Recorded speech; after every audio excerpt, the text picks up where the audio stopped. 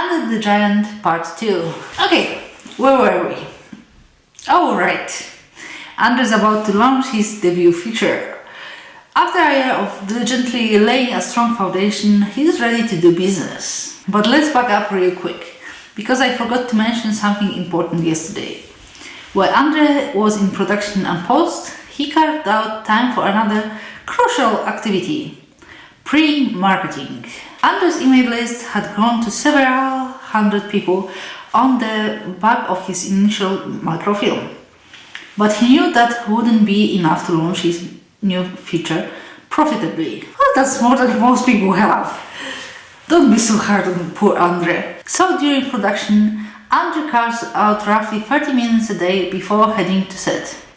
And he keeps that habit going in post. I guess that's doable. It's pretty tough. At least until my kids are grown and gone out of the house or are independent enough to be left alone. Like even going on set is likely to be problematic. And then extra 30 minutes, though it can be at least in the night, so I guess. Yeah, and that would be like a quick update of what was done during the day. That kind of works too. Okay, so he carves out 30 minutes a day. He spends that time connecting with influential people in the Brazilian Jiu-Jitsu niche. He connects with bloggers, podcasters, YouTubers. Oh, so he's not updating on like social media every day, but like getting people. I would do that before filming, frankly. I would just say, I make a list of all the people and just message them right before. I'm making this feature and then just kind of catch up in the middle and after. That would be way more manageable for me. He connects with gear manufacturers, popular athletes and dojo owners. Anybody who's earned the attention and trust of his target audience, he reaches out to. Of course, not everybody responds, but many do. They're thrilled about the prospect of a BJJ movie. And after seeing early screeners, most are enthusiastic to spread the word when it's ready. Some of these partners agree to promote the film outright, no strings attached. Others agree to promote it on affiliate basis, where they get a commission for each referral. Though this small handful of connections, Andre can now reach hundreds of thousands of people at the snap of the finger. His personal audience might be small, but his reach is substantial. There are a few other things I forgot to mention about Andre's launch strategy. For starters, he decided early on that festivals would be a waste of time and money for this project.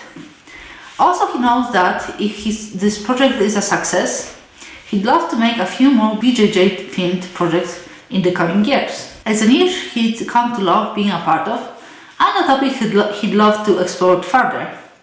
For that reason, he's dead set on owning his customer relationships, which rules out selling from Amazon or iTunes. I kind of disagree with Rob here. Like, I think that majority of sales and effort should be put on gaining the customer relationship, emails and connection. But I'm a huge proponent of getting your movie out to as many people as want to watch. So when I will be making a movie, I'm more likely to go through Film Hub or somewhere and upload it wherever it's possible, even if I will start from my own website. And there he says, Andrew decides to sell his project from Gumroad so that he'll have the contact info of every person who buys or rents. So for me that would be a start, but I wouldn't limit it there. Finally, Andre creates a premium package of the film. It contains all the usual stuff: behind the scenes, featurette, deleted scenes, interviews with the cast, etc. But it also has exclusive interviews with influential people in the BJJ niche and a 30-minute instructional video on a particular technique used in the film's climactic scene. I wonder if I could add that to the fantasy films. Andre prices the film itself at $10 and the premium version at $50. Launch day is coming. Andre kicks things off with a soft launch to the people on his email list. These are his biggest fans and early supporters, and he wants to reward them, Plus, he wants to test all his systems to make sure everything works. To Andre's surprise, nearly half of his list buys the film within a few days, and a sizable percentage opt for a premium package. Even with a tiny list, he's already raked in $2,000, more than his budget film made in total after years of marketing and traditional distribution. But Andrew's just getting started. The next morning, Andrew reaches out to his army of influential voices. "The coast is clear," he tells them. "Release the Kraken." On the first day alone, just with a handful of posts from influencers, over 10,000 sales come in. The film is profitable within 2 weeks of its release. Over the course of the next few weeks, influential people continue to talk about and recommend the film, and it becomes a hot topic in all the niche communities. For someone in the BJJ niche, Andre's film is everywhere. It's inescapable. Which is a good thing for Andre, because people are absolutely loving the film. His work to tailor it to the niche paid off in spades. Of course, there are a few haters. They always are. But overall, the response is positive and overwhelming. For weeks, Andrew wakes up each morning to find new sales notifications in his inbox. Even after he takes his foot off the gas with marketing, the sales keep trickling in, as people recommended it organically. All told, Andrew pockets just short of $25,000 during the month of the launch, and several of his affiliates come away with commissions of $5,000 or more. They're keen to do business with him again on the next one. Andrew is thrilled. It's not life-changing money, sure, but for first feature, this was a smashing success. He enjoyed making it. It was a story he cared about in a style he enjoyed, and the audience loved it. Plus, he didn't need festivals, distributor, a sales agent. He didn't even need to go through an aggregator. Instead, he made something a targeted group of people wanted, and he sold it to them. No gatekeepers required. Even better, throughout the launch, Andrew's email list swelled to 6,100 people. Nearly all of them happy customers. One of the gear manufacturers who initially turned him down reaches out now and offers to sponsor his newsletter. Andrew's niche media business is starting to take off. Over the next few years, Andrew makes 2 more projects. He's already done a dark dramedy in the style of Fargo, so he decides to mix it up. For his second project, he goes pure action comedy. It's a buddy cop movie with a BJJ spin. His audience eats it up.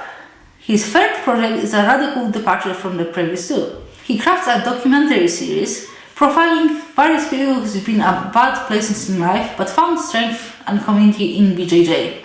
I think that would be actually the cheapest movie to produce at first, so I would make this first if I would be Andrew. Yeah, then he could make the movie even for less than $7,000. Both projects are successful creatively and financially. His audience continues to grow with each. Andrew is delighted and surprised at the level of creative freedom he has within the niche. As long as he speaks to the BJJ community in a meaningful way, he can make films in any genre, format or style that he wants.